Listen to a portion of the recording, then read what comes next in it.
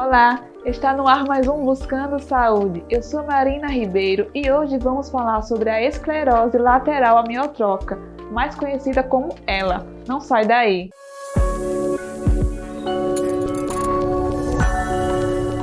Para falar sobre esse tema, nós estamos recebendo aqui no estúdio o neurologista Dr. Rafael Gonçalves.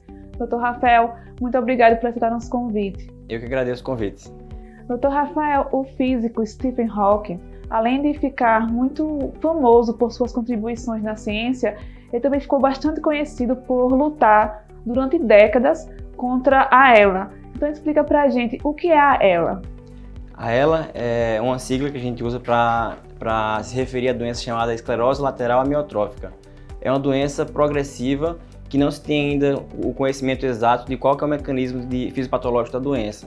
O que a gente sabe é que é uma doença progressiva, uma doença grave, e tem base genética e além de outros fatores que contribuem também na fisiopatologia da doença. Doutor Rafael, e quais são os principais sintomas dessa esclerose? E fala assim pra gente, eles podem piorar com o avançar da doença? Sim, então os principais sintomas da esclerose lateral amiotrófica são basicamente fraqueza muscular. Então a fraqueza muscular em várias regiões do organismo, digamos assim. Então, além da motricidade voluntária, como a força nos braços, nas pernas, nos membros, também existem outras implicações de fraqueza, como, por exemplo, disartria, que a gente chama que é a dificuldade para articular as palavras, disfagia, que é a dificuldade para deglutir. Então, no curso da doença, os pacientes evoluem em um certo momento que vão precisar usar uma sonda para se alimentar.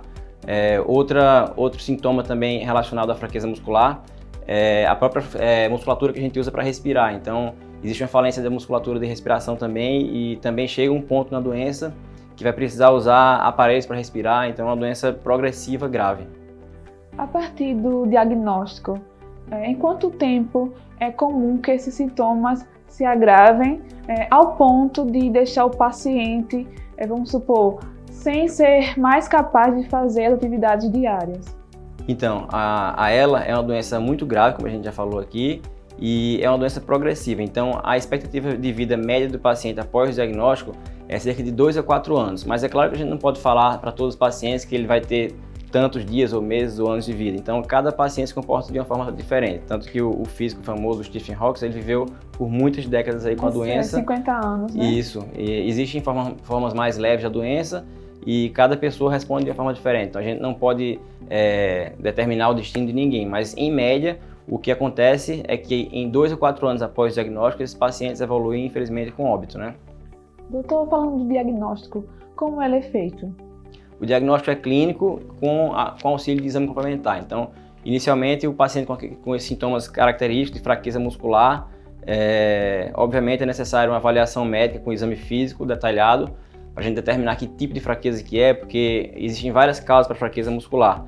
Então, é necessário uma avaliação médica específica e o neurologista é o médico que é capacitado para fazer esse diagnóstico e vai solicitar ainda também alguns exames complementares, principalmente a eletroneurimiografia, que é um exame complementar que estuda a condução nervosa dos nervos e é capaz de fazer esse diagnóstico. No começo, você citou que ainda não tem um consenso sobre o que pode causar ela. Mas assim, em estudos anteriores ou até na vivência com os pacientes, já tem alguns fatores que podem contribuir para o surgimento da ELA. E no caso, existe um componente genético? Sim, existe um componente genético na fisiopatologia da doença, mas é importante falar que só 5 a 15% dos pacientes com ela tem esse componente herdado, ou seja, a doença só é hereditária para 5 a 15% das pessoas que têm a doença. O restante dos pacientes, ou seja, a grande maioria, não tem relação com herança genética. É um fator genético, mas não herdado, uma predisposição individual daquela pessoa de desenvolver a doença ao longo da vida, né? Doutor, e como é o tratamento da ELA?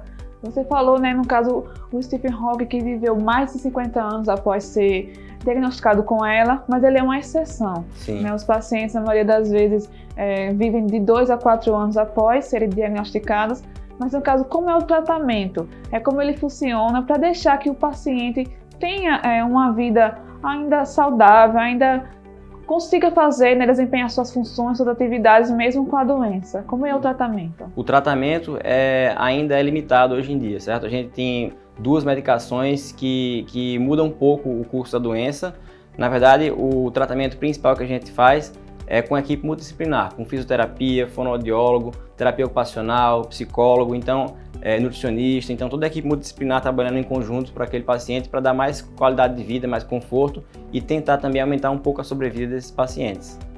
Doutor, quando a gente fala de esclerose, eu acho que o pessoal que está nos assistindo, eu mesma, a gente pensa em duas. Tanto a esclerose lateral amiotrófica, ela e a múltipla.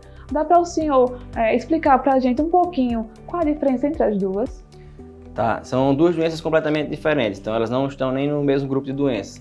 É só o nome que é parecido. A esclerose lateral amiotrófica é uma doença do neurônio motor, certo? O nervo responsável pela condição nervosa para a função de motricidade. E a esclerose múltipla é uma doença desmielizante de base imunológica, ou seja, é uma doença autoimune em que os nossos próprios anticorpos atacam células nervosas do nosso organismo. Então, é um perfil de pacientes mais jovens, ela costuma acometer pacientes entre os 55 e 65 anos de idade. Então, são doenças com perfis completamente diferentes. É só o nome que costuma fazer um pouco de confusão, mas... Tem essa confusão, né? Sim. Doutor, aqui no Brasil, ela é uma doença rara, mas não só no Brasil, mas funcionando para o mundo.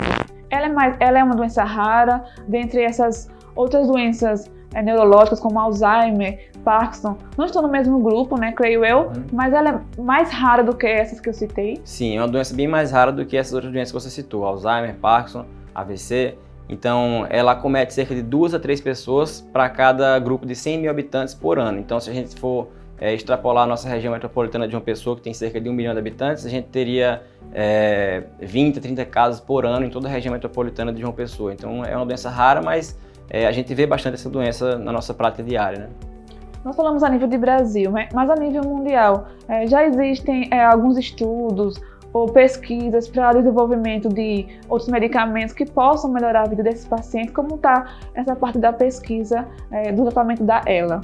Sim, existem tratamentos sendo estudados, mas até o momento nada que autorize a gente a prescrever nem a recomendar, nada diferente do que já vem sendo feito, que são medicações limitadas que têm pouco impacto na qualidade de vida dos pacientes, aumentam muito pouco a sobrevida, mas é o que a gente tem para oferecer, infelizmente, hoje. Então, por isso que a gente foca mais no tratamento multidisciplinar, com reabilitação intensa.